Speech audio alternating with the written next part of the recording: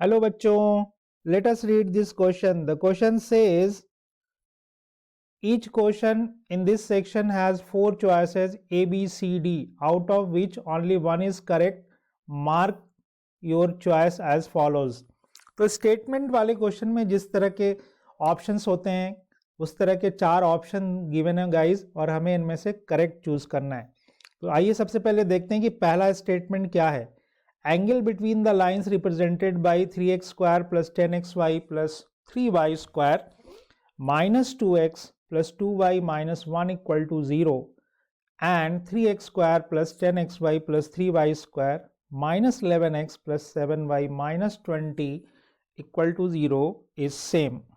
तो पहला स्टेटमेंट कहता है कि जी जो ये दो पेयर ऑफ लाइंस की इक्वेशंस अलग अलग दे रखी हैं, इनके बीच का जो एंगल है वो सेम है। ठीक है, तो आइए स्टेटमेंट 1 की बात करते हैं और स्टेटमेंट 2 क्या कह रहा है ये भी देख लेते हैं। Equation of bisectors of the angle between this is 0। तो इनके बीच का ये जो 3x square plus 10xy plus 3y square है, इसका इक्वेशन ऑफ बाइसेक्टर जो है वो x square minus Y square is equal to 0 है। तो सबसे पहले हम लोग देखते हैं जी इसमें क्या की कॉन्सेप्ट यूज करेंगे। So the key concept is angle between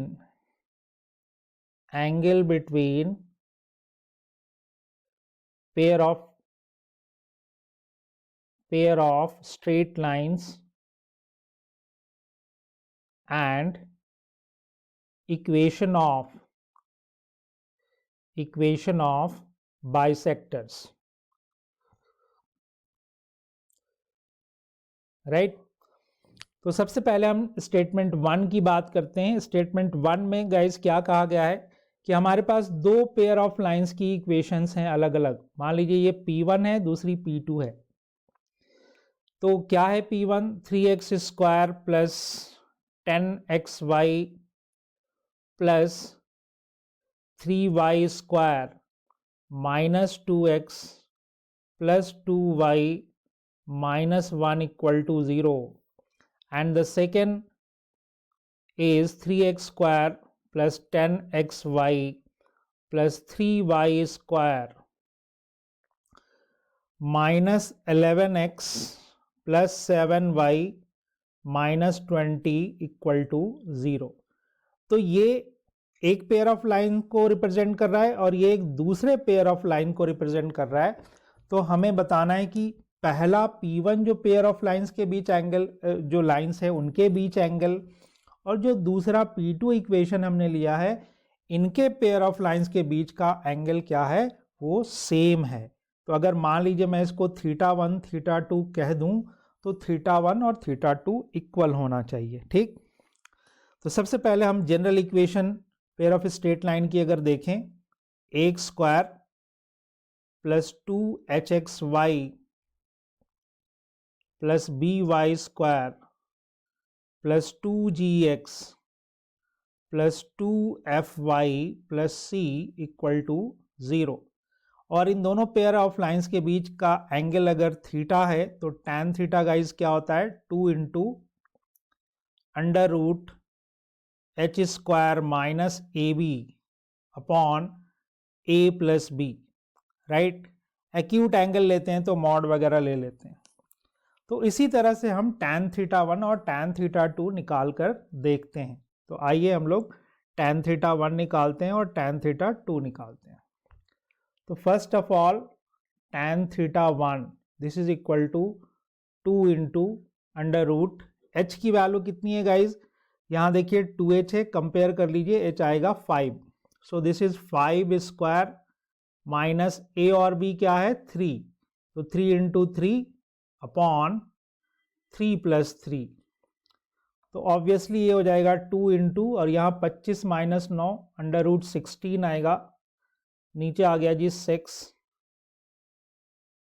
16 का स्क्वायर रूट 4 होता है, तो tan θ1 4 अपॉन 3 आ गया। अब tan θ2 ये भी आप कैलकुलेट कर लीजिए, क्योंकि ये दोनों सेक्शन देखिए सेम ही है, तो यहाँ से भी वो वैल्यू सेम मिलने वाली है।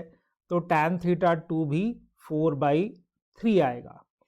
इसका मतलब 1 ये हुआ कि हमारा जो स्टेटमेंट 1 है वो क्या है, ट्रू है।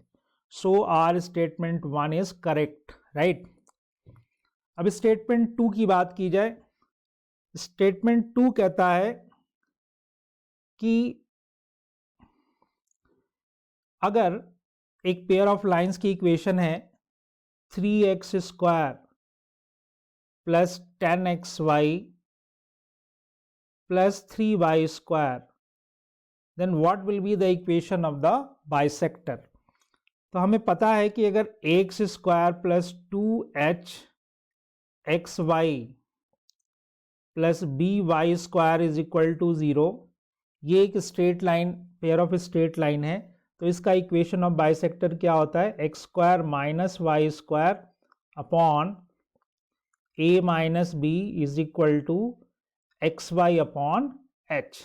यही फॉर्मूला यहाँ लगाएंगे तो आ जाएगा x² minus y² upon 3 minus 3 is equal to xy upon 5। इसको क्रॉस मल्टीप्लाई कर दीजिए तो x² माइनस y² 0 आ जाएगा। सो हमारा स्टेटमेंट 2 भी करेक्ट है, right, it is also correct. अब नाउ द क्वेश्चन इज कि क्या स्टेटमेंट 1 ट्रू है, स्टेटमेंट 2 भी ट्रू है, क्या स्टेटमेंट 2 स्टेटमेंट 1 का करेक्ट एक्सप्लेनेशन है या नहीं। तो इनके पेयर ऑफ लाइंस और इन पेयर ऑफ लाइंस के बीच एंगल अगर हम देखें तो सेम है, और ये कह रहा है कि इक्वेशन ऑफ बाइसेक्टर। तो दोनों पेयर ऑफ लाइंस के बीच में अगर आप ध्यान से देखें तो ये वाला पोर्शन और ये वाला पोर्शन तो सेम ही है, राइट। तो ऑब्वियस सी बात है कि जो बाइसेक्टर की इक्वेशन होगी वो इन्हीं से आ रही है, तो इसका भी इक्वेशन ऑफ बाइसेक्टर सेम होगा, इसका भी इक्वेशन ऑफ बाइसेक्टर सेम होगा। तो अगर बाइसेक्टर की इक्वेशन सेम है तो ऑब्वियसली उनके बीच एंगल भी सेम होगा। So our correct answer will be statement 1 is true, statement 2 is true, and statement 2 is correct explanation of statement 1. So our option A is correct. So guys, finally what we will say कि our final answer is A, and I hope you understood it well.